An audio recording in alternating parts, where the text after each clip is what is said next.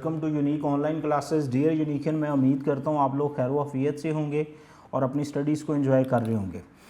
हमारा आज का लेक्चर नंबर 20 में हम डिस्कस करेंगे हमारी बुक 2 का प्रोग्रामिंग के पोर्शन में से chapter number 11 which is decision constructs. ठीक है, इसको डिसीजन कंस्ट्रक्ट्स या कंट्रोल स्ट्रक्चर्स भी कहते हैं।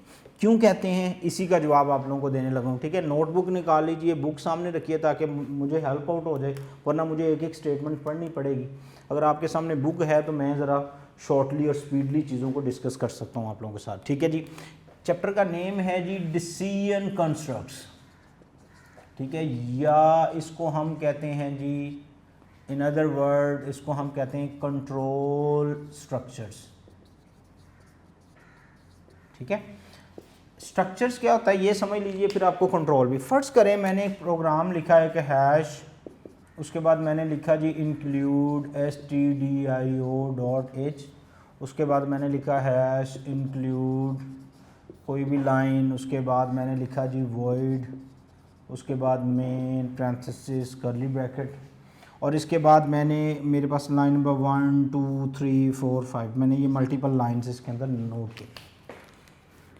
अगर मैं इसको आपके समझाने के लिए नंबरिंग लगा दूं, number 1, number 2, number 3, number 4, 5, 6, 7 and 8 let's suppose.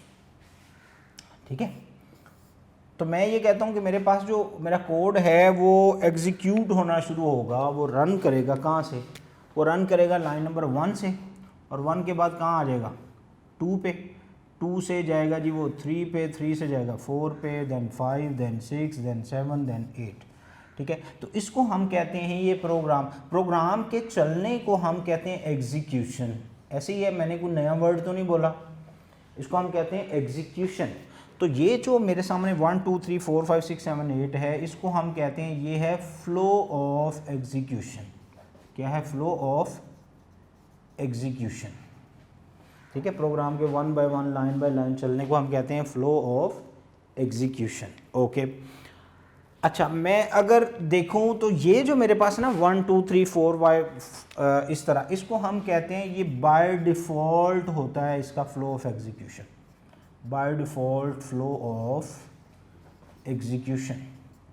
ठीक है, प्रोग्राम हमेशा इसी तरह लाइन बाय लाइन चलते जाएंगे 1 2 3 4 5 6।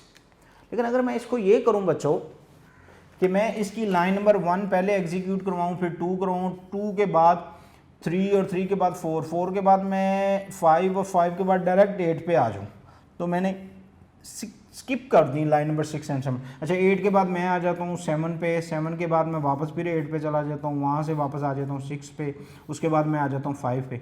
तो क्या मैंने इसका फ्लो ऑफ एग्जीक्यूशन जो है उसको कंट्रोल कर लिया कि नहीं कर लिया? बोलिए ज़रा। यस, मैंने इसका जो फ्लो ऑफ एग्जीक्यूशन है उसको कंट्रोल कर लिया, और फ्लो ऑफ एग्जीक्यूशन के कंट्रोल करने को ही हम कहते हैं डिसीजन कंस्ट्रक्ट्स या कंट्रोल स्ट्रक्चर्स। मतलब आपकी लाइन चलती आ रही है, ये स्टार्ट हुआ, ठीक है, और उसके बाद ये हमारे पास लेट्स सपोज कोई डिसीजंस हैं, और उसके बाद ये लाइन चलनी है और एंड होना है, और लेट्स सपोज ये लाइन चलनी है और प्रोग्राम ने एंड होना है। ठीक है, और यहाँ प्रोग्राम एंड हो गया। अब यहाँ पे डिसीजन होना है कि आपने ट्रू केस की तरफ जाना है या फॉल्स केस की तरफ जाना है। या फर्स्ट करें, इसको आप लाइन नंबर 1 कह लें, इसको आप लाइन नंबर 2 कह लें, इसको 3 कह लें, इसको 4 कह लें, ये 5 कह लें, ये 6 कह लें, ये 7 कह लें। ठीक है, अब ये 1 से 2 पे तो आ गया, अब 2 से ये इधर जाएगा या इधर जाएगा, this one actually called decisions. ठीक है, और हम डिसीजन लेते हैं, डिसीजंस में ही हमें पता चलता है कि हमने किस साइड पे एग्जीक्यूट करवाना। यही सेम डायग्राम है और इसकी डेफिनेशन ये है कि इसके फ्लो ऑफ एग्जीक्यूशन को कंट्रोल करना जो है बच्चों, वो कंट्रोल स्ट्रक्चर्स कहलाता है। कंट्रोल स्ट्रक्चर का एमसीक्यूज एंट्री टेस्ट में आता है जी। बताइए व्हाई वो यूज़ कंट्रोल स्ट्रक्चर्स। ठीक है, कंट्रोल स्ट्रक्चर तो फ्लो ऑफ एग्जीक्यूशन को कंट्रोल करता है, दैट्स व्हाई वो use. Okay, any other definition, any other MCQs? Yes, actually control structures and decision constructs used to build the logics। ठीक ठीक है, आपके प्रोग्राम के अंदर लॉजिक है, मार्क्स ग्रेटर देन 33 पास, नहीं तो फेल, ये लॉजिक है। और ये लॉजिक इम्प्लीमेंट करने के लिए हमें भाई कंट्रोल स्ट्रक्चर्स को फॉलो करना ही पड़ेगा। अगर हम इसको फॉलो नहीं करते तो हम अपने लॉजिक्स, आपकी जो रिक्वायरमेंट्स हैं उनको पूरा नहीं कर सकते। इसके बारे में कुछ और पॉइंट्स भी हैं, ज़रा नोट कीजिए। कंट्रोल स्ट्रक्चर एक स्टेटमेंट है जो कि फ्लो ऑफ एग्जीक्यूशन को कंट्रोल करती है। And control structure use to combine individual instruction to single logic units. Multiple instruction जो आपके कोड में लिखी होती हैं, इसको हम लॉजिकल सिंगल यूनिट ट्रीट करने के लिए भी यूज़ करते हैं कंट्रोल स्ट्रक्चर्स को। Okay, this has 1 entry points and 1 exit point. Yes, इसमें एक एंट्री होगी और उसके बाद इसका एक ही एग्जिट होगा। मतलब आपके पास इसको स्टार्ट करने के लिए और स्टॉप करने के लिए कहीं एक पॉइंट से शुरू होगा, किसी एक पॉइंट पे एंड हो जाएगा। ठीक है, ये डिसीजन जो होती है ना, ये वही सिंबल है। आप लोग जब फ्लो चार्ट्स वगैरह पढ़ते हो या हम एल्गोरिदम्स बनाते हैं फ्लो चार्ट से, तो हम ये कहते हैं कि ये वाहिद सिंबल है पूरे प्रोग्रामिंग में जिसकी 2 आउटपुट्स होती हैं, ट्रू और फॉल्स। लेकिन अगर आप डीपली सोचें तो इसमें से चलती तो एक ही है। ठीक है, लेकिन लॉजिक बनाने के लिए 2 हैं, लेकिन चलेगी एक। ये नहीं कि सेम टाइम ट्रू भी हो जाए फॉल्स भी हो जाए, चलेगी सिंगल ही। That's why there is 1 entry 1 exit. Okay, अच्छा, programming logic is implement using this control structure. Already आप लोगों को मैंने बता दिया। तो फिर जो हमारे पास कंट्रोल स्ट्रक्चर्स हैं बच्चों, इसको हम कहते हैं कि ये हमारे पास 3 तरह के होते हैं। वो कौन कौन से, ज़रा नोट कर लीजिए प्लीज़। एक आप लोगों के पास आ गया जी सीक्वेंस, ठीक है, दूसरा सिलेक्शंस, और तीसरा जो है उसको हम रिपीटेशंस भी कहते हैं, या इसको हम लूप भी कहते हैं, या इसको हम आइटरेशन भी कहते हैं। ठीक है, ये सीक्वेंस, सिलेक्शन, रिपीटेशन, लूप या आइटरेशन, ये 3 हैं। ठीक है, 1 2 एंड 3। अब इसमें जो एंटी टेस्ट पॉइंट ऑफ व्यू से हमने देखना है, मैं इसको थोड़ा ज़रा बोर्ड अरेज करूं, आप नोट करें ताकि हम आगे चल सकें। एंटी टेस्ट में देखें कि ये कौन सी चीज़ किससे लिंक्ड है। इसमें बच्चों स्टेटमेंट्स में आप लोगों को लिखवाऊंगा, वो लिखेंगे आप लोग, और उसके बाद ताकि हम फिर देख सकें कि किसका लिंक किससे है और आप कंफ्यूज ना हों जब कभी टेस्ट में इसमें से क्वेश्चन आए, आपको पता हो किसका लिंक किसके साथ है। मैं स्ट्रेट फॉरवर्ड यहाँ पे लिख देता हूँ क्या जी, कंट्रोल स्ट्रक्चर्स। और कंट्रोल स्ट्रक्चर्स को हम डिवाइड कर लेते हैं बच्चों कुछ इस तरह। ठीक है, सबसे पहले आ गया जी सीक्वेंस, उसके बाद फिर क्या आ गया जी सिलेक्शंस, उसके बाद क्या आ गया जी लूप। अच्छा, जो सीक्वेंस है आप लोगों के पास वो इस तरह होती है। प्रोग्राम की लाइन नंबर 1 2 3 4 5। सर इसमें एमसीक्यूज़ क्या है भाई? ये बाय डिफ़ॉल्ट है एक एमसीक्यूज़। हम इसके अंदर अपने डिसीजंस वाले लॉजिक्स नहीं लगा सकते, याद रखिएगा। ठीक है, ये बाय डिफ़ॉल्ट होता है, पहली बात। दूसरी, डिसीजंस वाले लॉजिक नहीं लग सकते। और तीसरा, जब तक आप सिलेक्शंस की तरफ मूव नहीं करते, बिफोर सिलेक्शंस आप सीक्वेंस में ही होते हैं। ठीक है, अच्छा, उसके बाद सर इसकी कोई चौथा पॉइंट, इसकी कोई फर्दर स्टेटमेंट है जिसको हम यूज़ करते हैं? फर्दर स्टेटमेंट तो आप बच्चों लिख लें no further statements, no further statement. ये पॉइंट समझ आ गया? बस ये सीक्वेंस, ये स्ट्रेट फॉरवर्ड। आप लोग चैप्टर नंबर 11 से पहले जितनी कोडिंग पढ़ते हैं ना, उसमें आप सीक्वेंस स्ट्रक्चर ही यूज़ करते हैं। ठीक है, आप 1 बाय 1 लाइंस लिखते जा रहे हैं और वो चलती जा रही हैं। ओके, आगे चलते हैं। आगे हमारे पास आ गया सिलेक्शन।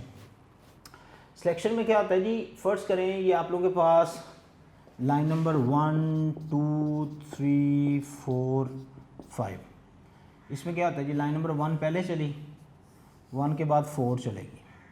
ओके, फिर 4 के बाद चलेगी जी 3 के बाद क्या चलेगी जी 5, और 5 के बाद क्या चलेगी? Let's suppose 2। तो अगर आप ये गौर करें तो हमने क्या किया, हमने वो जो सीक्वेंस थी उसको सिलेक्ट कर लिया। हमने उसकी 1 2 3 4 5 उसके फ्लो की बजाय हमने उसको क्या कर लिया, उसको हमने 1 1 के बाद 2 3 4 इस तरह इसको निकाल दिए। तो इसको फिर हम कहते हैं, ये हमारे पास क्या है, ये सिलेक्शन स्ट्रक्चर है, ठीक है, that's what's called selection structure. और इसकी स्टेटमेंट्स क्या हैं, yes there are so many statements used in selection structures. बच्चों ये नोट कर लीजिए, ठीक है, यही हम 1 बाय 1 पढ़नी है। सबसे पहले जी इफ, फिर इफ एल्स, फिर नेस्टेड इफ, फिर इफ एल्स इफ, उसके बाद ये आप लोगों के पास आ गया इफ एल्स नेस्टेड इफ, और उसके बाद आ गया इफ एल्स इफ। उसके बाद बच्चों आप लिख लो स्विच, ठीक है, और उसके बाद नंबर 6 पे आप लिख लें sequence, SEQUENCE, sequence of if. उसके बाद 7वें नंबर पे आप लिख लें कंडीशनल ऑपरेटर्स। ये सारी चीज़ें बच्चों सिलेक्शन स्ट्रक्चर्स की हैं, ठीक है। अब MCQs में आगे बताइए ये कौन सा है, तो ये अगर आपको लिस्ट आती है तो आप इस MCQs में कभी परेशान नहीं होगी। अब इसके बारे में पॉइंट्स क्या हैं, पॉइंट ये हैं कि भाई यू कैन क्रिएट लॉजिक्स, ठीक है, आप लॉजिक्स क्रिएट कर सकते हैं by using this, straight forward बात, ठीक है। उसके बाद आ गया लूप। लूप क्या है जी, लूप का स्ट्रक्चर पहले समझ लें फिर आगे चलते हैं। फर्स्ट करें आप लोगों के पास लाइन नंबर 1 2 3 4 एंड 5। इसमें लाइन नंबर 1 पहले चली, अच्छा जैसे 1 चली उसके बाद बारी आ गई लेट्स सपोज 2 की, और 2 के बाद बारी आ गई 3 की। अब 3 जो है वो ऑलमोस्ट 10 टाइम चलेगी, कितनी दफ़ा, 10 टाइम। उसके बाद बारी आएगी किसकी, 4 की, 4 के बाद बारी आएगी 5 की। आपने गौर किया ये सिंगल टाइम, ये 10 टाइम, ठीक है, और ये भी सिंगल टाइम और ये भी सिंगल टाइम। तो ऐसा स्ट्रक्चर जिसके अंदर हमारे जो कोड होते हैं वो मल्टीपल टाइम, हमारी जो लाइंस हैं वो मल्टीपल टाइम जो होती हैं वो एग्जीक्यूट होती हैं, ठीक है, मल्टीपल टाइम लाइन जो है उनको एग्जीक्यूट होना है, तो उसको हम कहते हैं ये लूप है, ये आइट्रेशन है। ये एक पर्टिकुलर स्टेटमेंट के ऊपर हम चलते जाएंगे, तो तब तक चलते रहेंगे जब तक ये चलती रहेगी, ठीक है। अब सर इसकी स्टेटमेंट्स हैं, यस इसकी स्टेटमेंट्स हैं, there is a lot of statements, ठीक है, अ लॉट ऑफ स्टेटमेंट्स। लो जी मसलन सबसे पहले आप लोग इसमें पढ़ें जी वाइल, ओके, उसके बाद आप इसके अंदर पढ़ें जी डू वाइल, यस, उसके बाद फॉर, और फिर ये चौथा आप इसको कह ही लें नेस्टेड लूप, ठीक है। और कुछ और भी हैं इन अदर लैंग्वेजेस के अंदर, जैसे फॉर नेक्स्ट यूज़ करते हैं, ठीक है, जैसे वाइल वेंड यूज़ करते हैं। ये सारी जो है ना भाई, ये सारी की सारी लूप हैं। अच्छा मैं अब आपको आपकी बुक से प्रोस्पेक्टिव से बताऊँ, चैप्टर नंबर 11 आपका सारा का सारा ये पोर्शन है, और चैप्टर नंबर 12 आपका सारा का सारा ये पोर्शन है। बुक से भी समझ आ गया, एंट्री टेस्ट में किस स्टेटमेंट का क्या लिंक है वो भी समझ आ गया। जल्दी से इसको ड्रॉ कीजिए अपनी बुक के ऊपर, ठीक है, एंट्री टेस्ट की बुक पे ड्रॉ कर लें, जहाँ पे भी लिखिएगा ज़रूर, प्लीज़ इग्नोर मत कीजिएगा, ठीक है। ये आपके लिए मेहनत की है ताकि आप लोग को आसानी हो इन चीज़ों को देखने में। उसके बाद हम बात करेंगे ट्रांसफ़र ऑफ कंट्रोल की। आप सारे बच्चे हेडिंग देंगे ट्रांसफ़र ऑफ कंट्रोल। ये ऐसे करते हैं, पहले हम इनको ज़रा डिटेल में देख लें, कोई पॉइंट हमारे पास अगर आ जाए। सीक्वेंस, बात कर रहे हैं हम सीक्वेंस की। Program execute one after another, ठीक है, 1 2 3 4, अब 1 चलेगी तो 2 चलेगी, 1 आफ्टर अनदर, ठीक है, ओके हो गया। There are, it's also called default flow program, already मैंने लिखवा दिया। The program start execution from the first instruction and all instruction execute one by one in the sequence, okay, ये point सारे हो गए। Selections, selection structure instructions of the programs are divided into 2 or more groups. Selected group of instructions group of instructions actually executed. This selection is done after evaluation of certain conditions. ठीक है, certain conditions को सामने रख के आप इसको evaluate कर सकते हैं, इनको execute करवा सकते हैं. ठीक है, तो ये हमारे पास जो आ जाएगा, ये आ जाएगा सिलेक्शन स्ट्रक्चर 1 2 3. जैसे मैंने अभी आप लोगों को बताया, जो आपकी रिक्वायरमेंट्स होती है उसको आप सामने रखते हैं और देन एग्जीक्यूट करवाते रहते हैं. ओके, उसके बाद आप लोगों के पास आ गया रिपीटेशन या loop. Repetition codes old iteration structure और लूप. ओके, ये बता दिया आप लोगों को. It is use to execute a statement and set of statement repeatedly. Yes, वो जैसे आप देखें 3 जो है वो 1 बाय 1 एग्जीक्यूट हो रही है, इंजन चलती जाएगी. The control structure is repeat same as similar work. There the 3 basic loop structures in C language already आप लोगों ने पढ़े, या हम नेक्स्ट इंशाल्लाह हमारा जो लेक्चर होगा उसके अंदर देखेंगे. तो ये आप लोगों के पास हो गया. और कोई ऐसी बात जो इसमें से इस प्रोस्पेक्टिव से हो नहीं, तो मैं आपको जो की पॉइंट इसके अंदर बताना है वो ये कि हमारे पास 2 तरह के ट्रांसफ़र ऑफ कंट्रोल होते हैं. हेडिंग दीजिए ट्रांसफ़र ऑफ कंट्रोल्स, जो एंट्री टेस्ट में आएंगी बातें, जो कि बुक में जिनके बारे में लिखा हुआ है बट प्रॉपर डिफाइंड नहीं है और वहाँ से एमसीक्यूज आ जाते हैं. ठीक है जी बच्चों, हेडिंग क्या है? Transfer of control. कितने तरह के ट्रांसफ़र ऑफ कंट्रोल होते हैं? There are 2 types of transfer of control. Transfer of control की 2 किस्में हैं. कौन कौन सा? एक होता है जी कंडीशनल, और ठीक है, ये देखें, ये आप लोगों के पास आ गया जी ट्रांसफ़र ऑफ कंट्रोल. ये तो आपको पता ही होगा, जैसे लाइन नंबर 1 2 3 4 5 6. ठीक है, आप चलते आ रहे हैं, जब आप एक जगह से जंप करके किसी दूसरी जगह पे आते हैं तो इसको हम कहते हैं ट्रांसफ़र ऑफ कंट्रोल. वो विद इन लाइन्स भी हो सकता है, ऐसा नहीं है कि नहीं, मतलब 3 के बाद आप 4 पे भी आ सकते हैं, तो इसको भी हम ट्रांसफ़र ऑफ कंट्रोल ही कहते हैं. ठीक है, लेकिन ये कुछ जंप करके भी आप लोग आ सकते हैं. This one also called transfer of control. Transfer of control मतलब प्रोग्राम की एग्जीक्यूशन का जंप करना. तो जंप करने के लिए बेटा आप लोगों के पास 2 ही पॉइंट हो सकते हैं. एक होता है कंडीशनल और एक होता है unconditional transfer of control. Okay, अच्छा, एक मज़े की बात मैं आप लोगों को इसके अंदर नोट करवा दूं. वो बात ये कि जो जितनी भी आप लोगों की सिलेक्शन स्ट्रक्चर्स की स्टेटमेंट्स हैं, जितनी भी सिलेक्शन स्ट्रक्चर्स की स्टेटमेंट हैं, वो सारी की सारी, डेट्स व्हाट मैंने लिख दिया, सिलेक्शन स्ट्रक्चर बच्चों सारा का सारा कंडीशनल ट्रांसफ़र ऑफ कंट्रोल है. ठीक है, अब कंडीशनल ट्रांसफ़र होता है क्या? When a program lines jump from one part to another. ठीक है, जब आप एक पार्ट से दूसरे पार्ट पे जंप करें विद या ड्यू टू कंडीशंस या विद द कंडीशंस, ठीक है, कुछ भी लिखने, ड्यू टू कंडीशन, तो उसको हम कहते हैं भाई कि ये हमारे पास कंडीशनल ट्रांसफ़र ऑफ कंट्रोल है. कंडीशनल ट्रांसफ़र ऑफ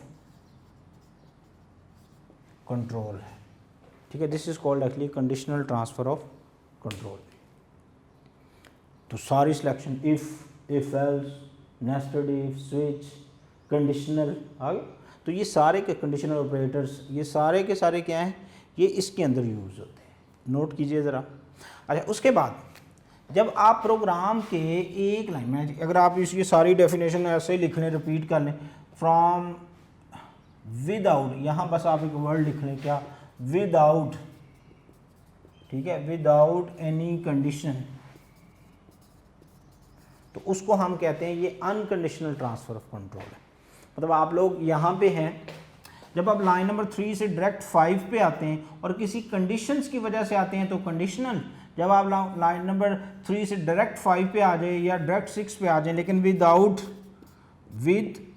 कंडीशन आए, तो उसको हम फिर कहते हैं जनाब ये अनकंडीशनल ट्रांसफ़र कंट्रोल है. और बच्चों प्रोग्रामिंग में मुझे 12-14 साल हो गए प्रोग्रामिंग और इनसे लिंक्ड याद रखो अनकंडीशनल ट्रांसफर कंट्रोल की एक ही स्टेटमेंट है which is called go two statements, इसके अलावा और कोई नहीं है, जिसके अंदर याद रखो वो लेबल्स वाला और पोर्शंस वाला कॉन्सेप्ट है, ठीक है। इसको भी हम देख लेते हैं अभी। तो ये आप लोगों के पास क्या आ गई जी, कंडीशनल ट्रांसफ़र, अनकंडीशनल, सारी सिलेक्शन स्ट्रक्चर की स्टेटमेंट कंडीशनल है और ये एक ही है which is called go to statement, उसको हम अनकंडीशनल ट्रांसफ़र ऑफ कंट्रोल कहते हैं। ओके, ये आप लोगों के पास पॉइंट्स हो गए। उसके बाद हम अब इन स्टेटमेंट के स्ट्रक्चर को किसी भी स्टेटमेंट्स के अंदर तीन चीज़ों का ख़ास ख्याल, बोर्ड ज़रा रेस हो जाए तो उसके बाद मैं आप लोगों को बता दूं कि स्टेटमेंट्स को आपने पिक कैसे करना है। एंट्री टेस्ट में वो आपसे चीज़ें आपको देगा और पूछेगा, तो आपको पता होना चाहिए कि जनाब ये इसमें कौन सी चीज़ मिस है और कौन सी चीज़ कैसे काम कर रही है। ये तो आप लोगों को पता है कि जनाब पोर्शन दो ही होते हैं, चाहे वो कोई भी हो, इवन लूप भी हो, पोर्शन दो ही होते हैं, ठीक है। लूप में वो पर्टिकुलरली नहीं आएगा, थोड़ा चेंज हो जाएगा स्पेसिफिकली, बट कंडीशंस के अंदर वो दो ही आते हैं। क्या? एक तो आप लोग सबसे पहले जैसे मैंने कहा जी x जो है वो 1 है और फिर मैं कहता हूँ इफ़ x जो है वो ग्रेटर देन 0 है, ठीक है। तो आपने यहाँ से दो केस बनाने हैं कि जनाब ये ट्रू है और अगर ऐसा नहीं है तो ये फॉल केस है। तो इसमें अगर आप गौर करें तीन चीज़ें हैं, कौन कौन सी? पहला वेरिएबल इनिशियलाइजेशंस, ये हो गया, ये वेरिएबल। उसके बाद होती है बच्चों टेस्ट कंडीशन, उसके बाद क्या होता है जी प्रिंटिंग द रिजल्ट्स।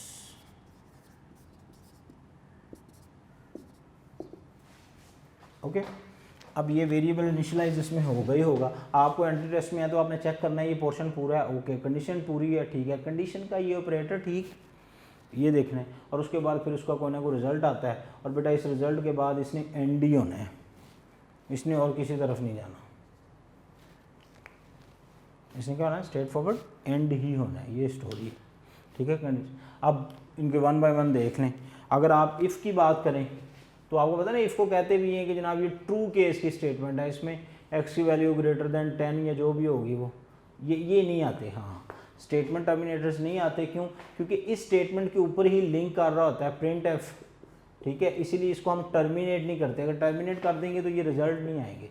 याद रखो, एक लाइन नोट करो सारे के सारे, किसी भी कंडीशनल एक्सप्रेशन पे एंड पे स्टेटमेंट टर्मिनेटर्स नहीं आते एक्सेप्ट डू वाइल लूप, बस बात ख़त्म।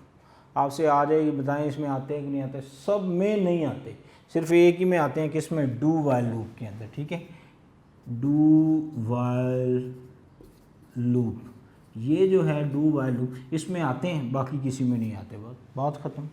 पूछें जी इफ़ में आते हैं जी, बिल्कुल नहीं आते, ठीक है। तो इनको वन बाय वन देखते हैं। सबसे पहले देखते हैं जी इफ़। इफ़ क्या है जी? इफ़ एक कीवर्ड है, एक सिंपल सिलेक्शन है, ये स्किप करती है स्टेटमेंट्स को या मल्टीपल स्टेटमेंट्स को। शुड बी लॉजिकली और relational expression after the execution of the results condition is true the statement और set of statements after if statement execute the results of the condition is false the statement set a statement after if statements are skipped. मतलब भाईजान ये condition check होनी है, अगर condition true है तो ये चल जानी है, अगर कंडीशन ट्रू नहीं है तो आपको पता है इसका नेक्स्ट पोर्शन एल्स होता है, इफ एल्स, ठीक है, सिंपल इफ एल्स भी कहते हैं उसको। तो ये सिंपल इफ है। सिंपल इफ की बारे में बात ये है कि सिंपल इफ का जो स्ट्रक्चर है वो सिर्फ ट्रू केसेस आप समझ लें कंपैटिबल है। मतलब अगर x की वैल्यू ग्रेटर देन 10 है और अगर आपने x इक्वल टू 9 दिया हुआ तो यहाँ क्या आएगा, 9 की वैल्यू ग्रेटर देन 10 होती है, नो, तो इसका कोई रिजल्ट नहीं आएगा, ब्लैंक स्क्रीन रहनी है, ठीक है, देयर इज़ नो रिजल्ट। अगर आपने रिजल्ट लेना है तो इसकी वैल्यू आप 19 कर दें, यहाँ क्या आ गया 19 greater than 10, yes, condition true, तो आप कह सकते हैं दिस वैल्यू इज 19 जो भी। तो ये ट्रू केस में, इसीलिए इसको कहते हैं इसकी compatibility with in true case है। मतलब अगर आप इसका फ्लो चार्ट देखें तो उसमें क्या है, ये आप लोगों के पास आ गया जी स्टार्ट, उसके बाद ये डायमंड सिंबल्स, डायमंड को असल में डिसीजन की सिंबल भी कहते हैं, और उसके बाद ये इसका जी ट्रू रिजल्ट, और उसके बाद ये आ गया जनाब एंड।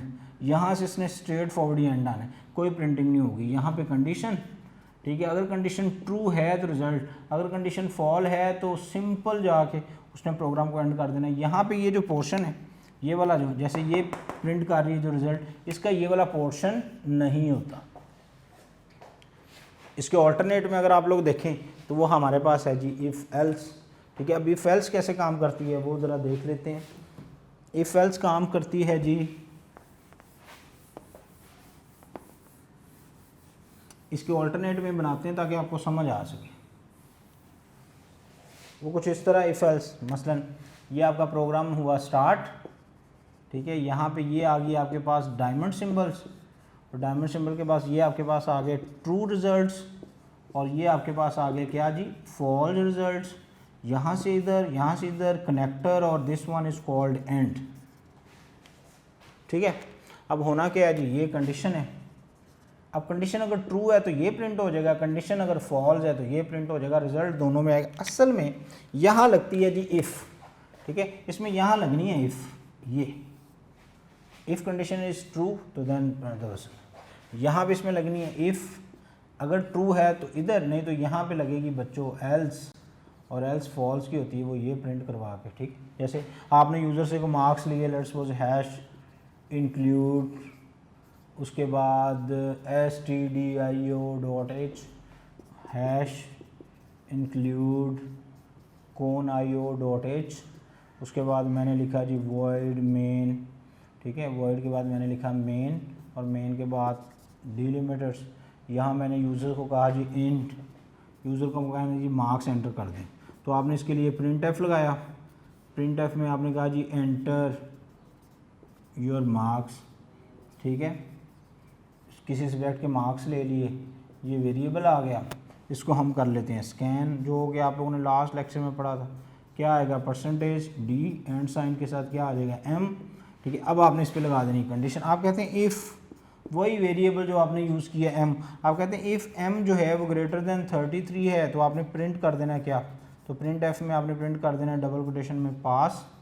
ठीक है, और नहीं तो आपने इसके बाद क्या लगाना है एल्स, और एल्स में आपने प्रिंट कर देना है क्या, ये प्रिंट एफ के अंदर डबल कोटेशन में आपने लिख देना है fail, double quotation statement terminator, ये स्टार्ट की, इसको यहाँ क्लोज कर।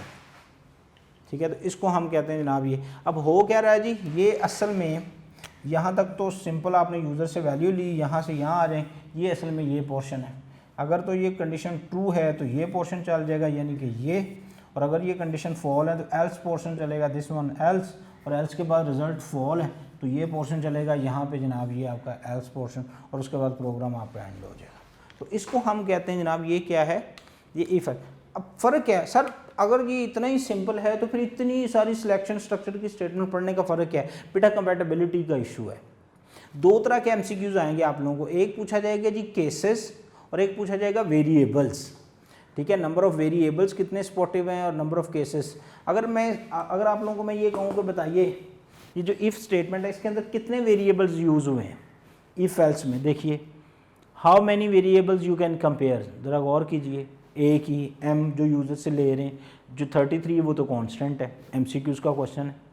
ठीक है, तो आप कह सकते हैं सिंपल वेरिएबल्स की जो सिलेक्शंस है उसके लिए हम सिर्फ सिंपल इफ़ एल्स लगाते हैं ट्रू फॉल्स रिजल्ट्स के लिए। अगर सिर्फ ट्रू है तो फिर हम इफ़ लगाते हैं।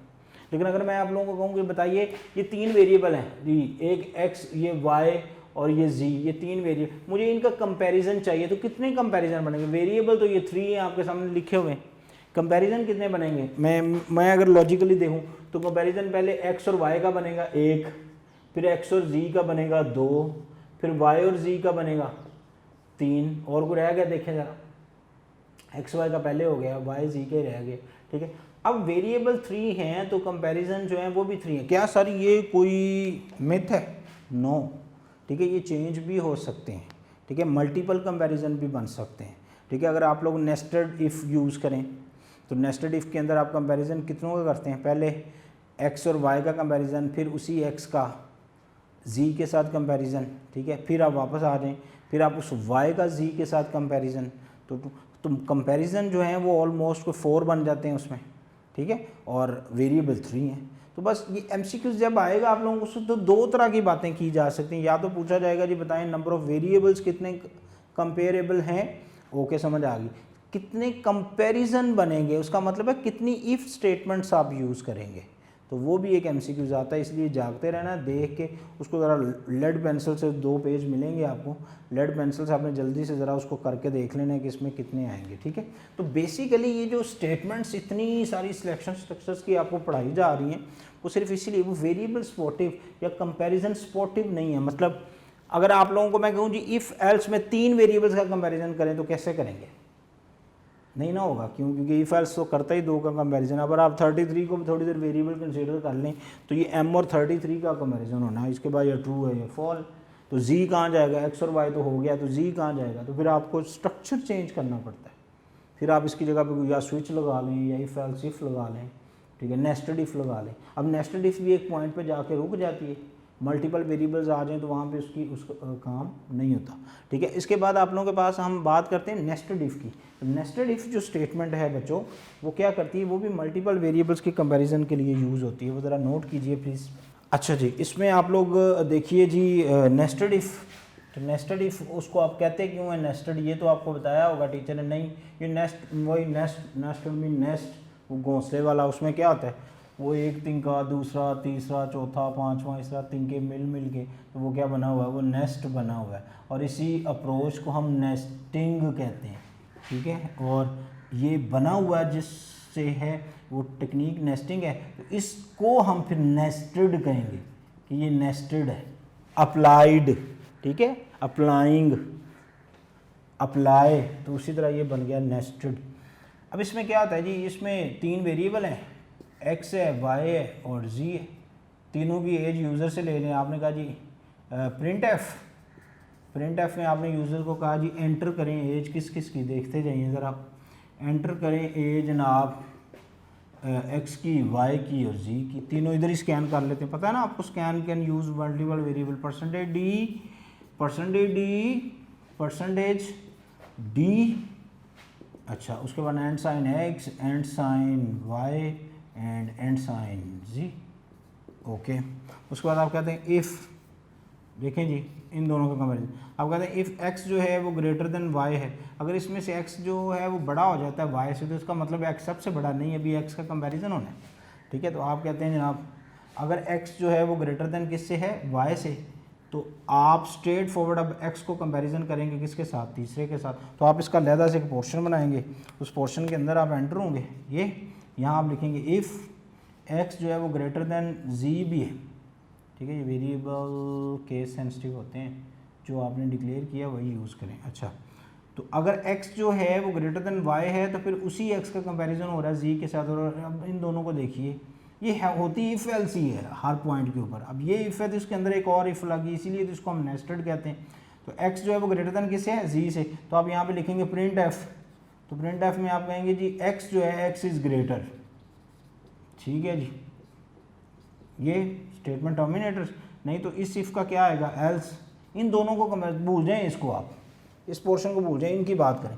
x ग्रेटर देन z है तो x इज़ ग्रेटर, नहीं तो कौन ग्रेटर होगा, z। तो आप प्रिंट एफ के अंदर लिखेंगे प्रिंट एफ, उसके अंदर आप लिखेंगे जी z इज़ ग्रेटर, ठीक है। स्टेटमेंट टर्मिनेटर ये आ गए, ये पोर्शन क्लियर होगा आप लोगों को। तो ये इतना सा पोर्शन बनेगा किसके लिए, x होगा।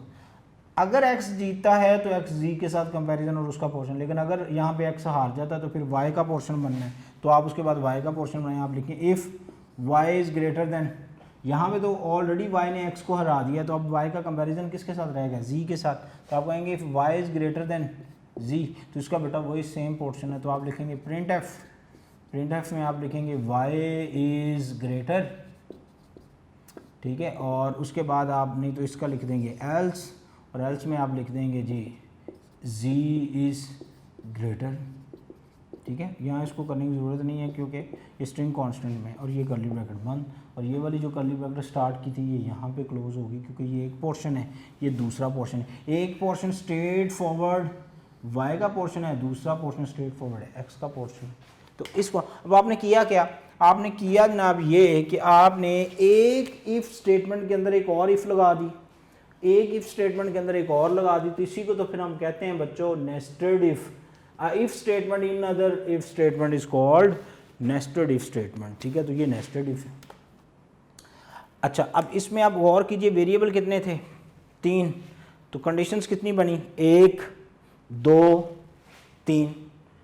वन सेकेंड, ये मिथ नहीं है, ठीक है। अगर आप उसको किसी और स्ट्रक्चर से करेंगे तो हो सकता है, जैसे अगर मैं यहाँ पे लॉजिकल ऑपरेटर्स लगा दूँ तो एक ही 2 बनेंगी, ठीक है। एक्स को हम वाई से भी एंड एक्स को हम जी से भी, इस तरह फिर हम जो वाई है उसको एक्स और उसी वाई को फिर जी के साथ, तो वो 2 बनेगी, ठीक है। तो ये असल में डिपेंडेंट होती हैं, जो आप लोग स्टेटमेंट यूज़ कर रहे हैं ये स्टेटमेंट डिपेंडेंट होती हैं, ठीक है। ये आपकी मर्ज़ी, आप इसको किस तरह यूटिलाइज़ करते हैं। इस तरह आप लोगों के पास आ गई इफ़ एल्स इफ़, वो आप लोगों ने पढ़ी हुई है। उसमें क्या होता है, आप एक इफ़ के अंदर इफ़ लगाते जाते हैं, एल्स इफ़ एल्स, मैं उसका स्ट्रक्चर जल्दी, वो इसमें एंट्री टेस्ट में आते बताइए ये किसका कंपैरिजन है, ठीक है। तो जो कंडीशनल ऑपरेटर्स होते हैं ना बच्चों, लिख लें, जो कंडीशनल ऑपरेटर्स होते हैं वो कंपैरिजन होते हैं सिंपल इफ एल्स का, क्योंकि वो सिर्फ 2 वेरिएबल का कंपैरिजन करते हैं, ठीक है। और जो इफ एल्स इफ है ये ऑल्टरनेट है किसका? स्विच स्टेटमेंट का, जिसमें आप मल्टीपल वेरिएबल्स का कंपैरिजन कर सकते हैं। अगर मल्टीपल वेरिएबल्स का कंपैरिजन करना है तो then you can use selection if else if, otherwise आप जो है वो स्विच यूज़ करें। ओके, आगे चलते हैं जी। देखिए 1 पॉइंट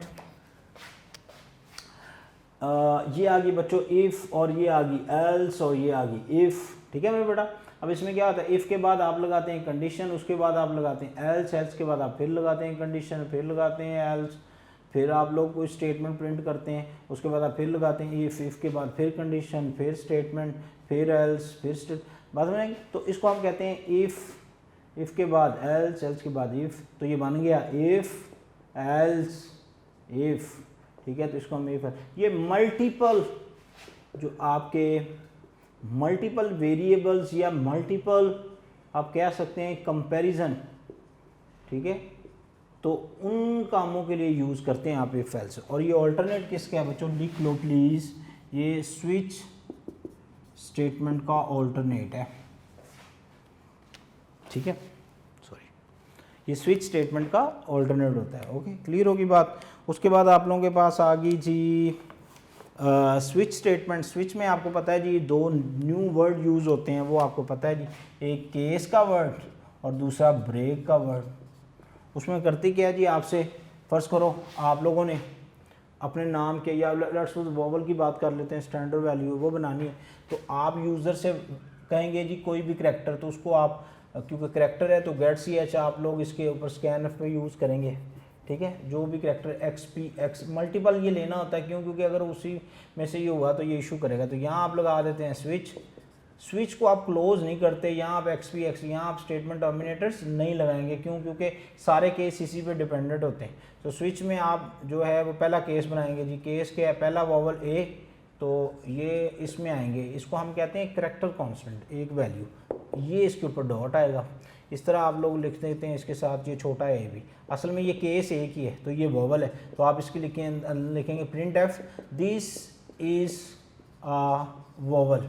जो करैक्टर रिपीट हो रहे हैं उसके लिए दोबारा लिखने की ज़रूरत नहीं है। इस केस को आप करेंगे जी ब्रेक, ठीक है, ये ब्रेक हो गया, स्टेटमेंट टर्मिनेटर इसके ऊपर आते हैं, ये एक केस बन गया। बेटा इस तरह जितने वर्ड हों आप उतने केस बनाते जाएं, स्ट्रेट फॉरवर्ड, कुछ नहीं करना, ये वैल्यू ये चीज़ें रिपीट होती जाएंगी।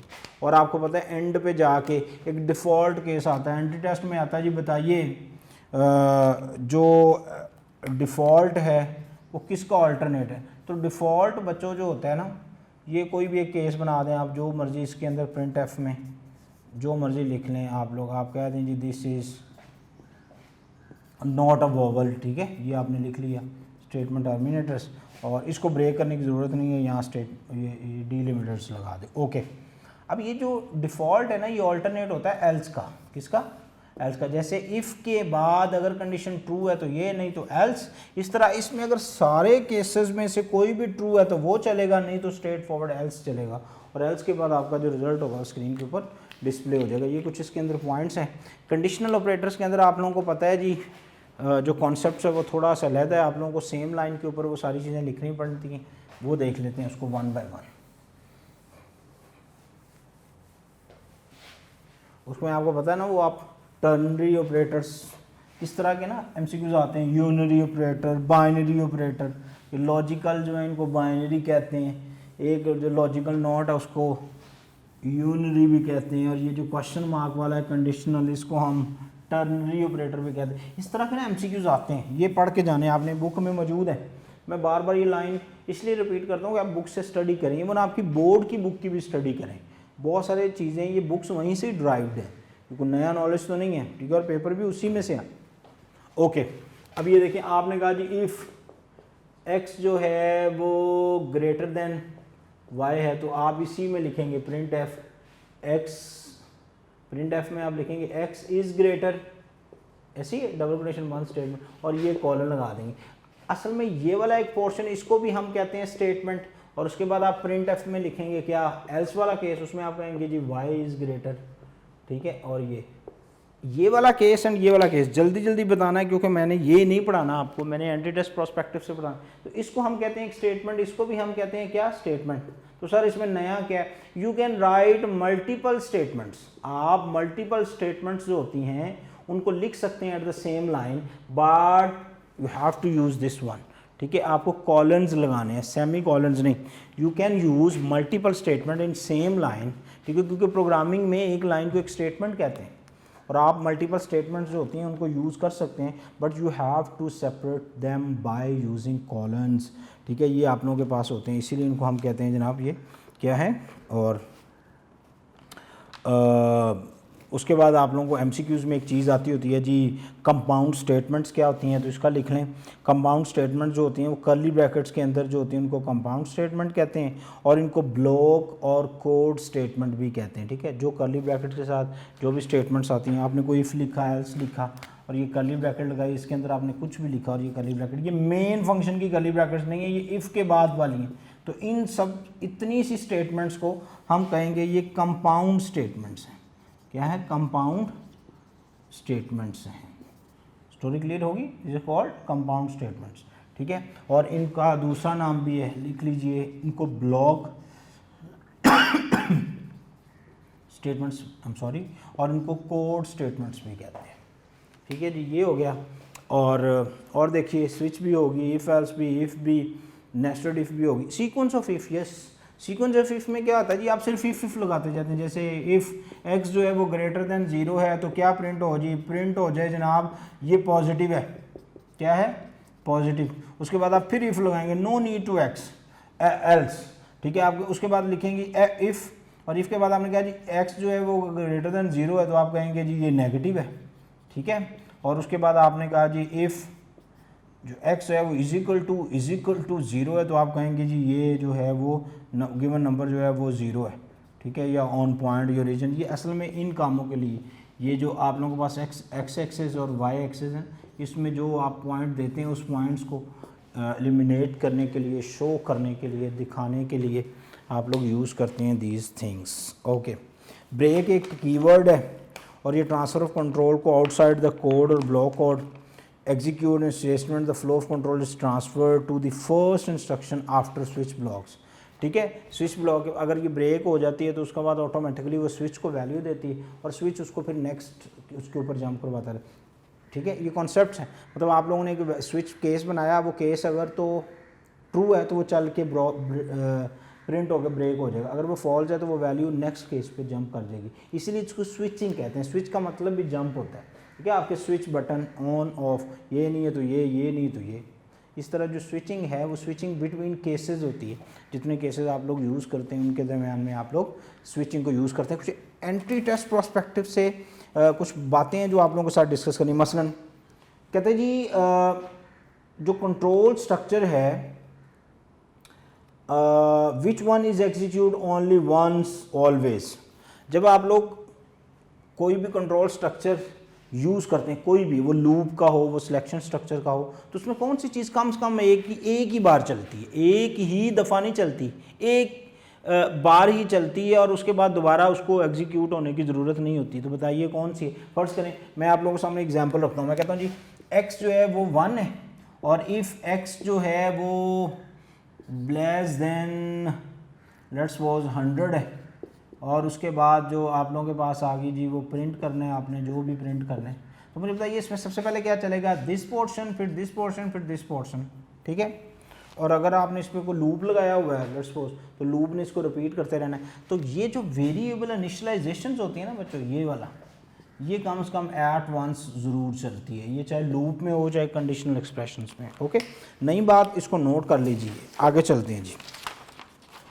आगे क्या है जी, हमारे पास कुछ पॉइंट्स हैं जो आप लोगों के साथ दिखनी है जी। कंटिन्यू स्टेटमेंट्स को हम कहाँ यूज़ नहीं कर सकते। अब ये एमसीक्यूज आया जी, the continue statements can not be used with. बताइए, आपने सारा कंट्रोल स्ट्रक्चर पढ़ लिया, तो कंटिन्यू एक स्टेटमेंट जो प्रोग्राम को रिकंटिन्यू करती है, चलाती है।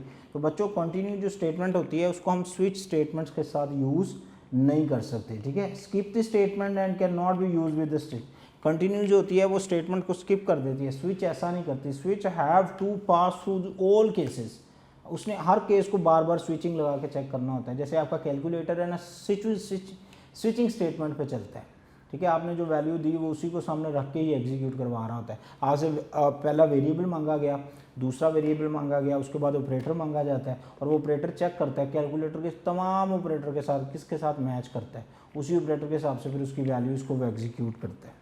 That's why. अच्छा, which keywords can be use for coming out of the recursions, ठीक है। रिकर्जन आपको पता है एक टेक्निक है, one types of values can use with other, ठीक है। तो रिटर्न इज़ अ स्टेटमेंट जिस जो हम रिकर्जन से आउट होने के लिए यूज़ करते हैं। अच्छा, उसके बाद लो जी, एक गो टू से मैंने आपको बताया था अनकंडीशनल ट्रांसफर कंट्रोल है। गो टू स्टेटमेंट जो होती है वो with in a function use होती है या मेन फंक्शन के साथ यूज़ होती है, ठीक है। Go to statement is use with the main function और with in the same function, जिस फंक्शन में है सिर्फ उसी में या मेन फंक्शन के साथ। तो ये एमसीक्यूज आया था एंटी टेस्ट में। तो भाई ये मेन फंक्शन के साथ इसका कोई लिंक नहीं होता, जिस फंक्शन के अंदर आपने इसको यूज़ किया होता है वो उसी के साथ ही यूज़ होती है, ठीक है। टेक्निकलिटीज़ हैं, टेक्निकल बातें हैं छोटी छोटी, जिनको आपने बस देख के जाना है, इंशाल्लाह काम पूरा हो जाएगा। ये मेंशन है एक्सप्लेनेशंस में कि जनाब ये अनकंडीशनल है, इसीलिए ये स्ट्रेट फॉरवर्ड अपने लेबल तक चलती है। और आपको पता है जब मैं आपको चैप्टर नंबर 12 पढ़ा रहा हूँगा, लेक्चर नंबर इंशाल्लाह 21 में, तो उसके अंदर मैं आप लोगों को इसको मज़ीद एक्सप्लेन कर दूँगा कि आप लोग कैसे कर सकें जी। स्विच स्टेटमेंट्स कौन कौन सी डेटा टाइप एक्सेप्ट करती है जी। स्विच स्टेटमेंट्स की अच्छी बात है कि ये all types of data, but इसके अंदर एक चीज़ ज़रूर आप लिख लीजिए, जैसे फ्लॉट जो है ना, तो फ्लॉट की कौन सी ये यूज़ करेगी, जैसे 13.0 ये इस तरह की वैल्यू यूज़ नहीं करती। तो ये इंटीजर यूज़ कर सकती, short and long and characters, ठीक है। ये फ्लॉट का ये वाला पोर्शन यूज़ नहीं करती फॉर स्विचिंग, क्योंकि आपने स्विच के अंदर जो वैल्यू लगानी है वो हमेशा इंटीजर या करेक्टर होनी चाहिए। ओके, अच्छा जी। इसी तरह ये long integer, short integer characters ये यूज़ करती है, डबल लॉन्ग डबल फ्लॉटिंग वगैरह यूज़ नहीं करती। ओके जी। Label statement consist of identified followed by, ठीक है। लेबल्स को हम एक चीज़ इसमें नोट कर लीजिए, लेबल जो होते हैं they are also identified because they can be use in your program and you can modified them, you can use them, ठीक है। इसलिए ये आइडेंटिफायर्स तो हैं। अब ये कौन से आइडेंटिफायर्स हैं, ये स्टैंडर्ड आइडेंटिफायर्स हैं। आप इसकी जगह, तो आपको पता है लेबल जब भी आप बनाते हैं, लेट्स सपोज आप लोगों की बुक में एक एग्जांपल है जिसमें वो यूज़र को कहता है जी पॉजिटिव नंबर दें, और उसके बाद ये लगते हैं। तो ये सिंबल्स हैं जो कि लेबल्स के साथ लगती हैं, जो यूज़र से कोई एक स्पेसिफिक पर्टिकुलर वैल्यूज़ होती है उसको मांगने के लिए हम यूज़ करते हैं। तो दैट्स वाई ये आइडेंटिफायर्स हैं, और इसको हम प्रोग्राम में गो टू स्टेटमेंट्स के साथ यूज़ करते हैं जी। उसके बाद आप लोगों की ये सारी की सारी स्टेटमेंट्स क्लियर होगी। आप अपनी बुक से ज़रा इसको पढ़िएगा। इस तरह कोई एमसीक्यूज़ कुछ स्टेटमेंट बुक के ऊपर जो आप लोगों को कंफ्यूज कर रही हो, आप मेरे साथ डिस्कस कर सकते हैं। होप सो आप लोगों ने इस लेक्चर को एंजॉय किया होगा और आपकी कुछ लर्निंग हुई होगी। अपना बहुत सारा ख्याल रखिए। अल्लाह हाफिज़।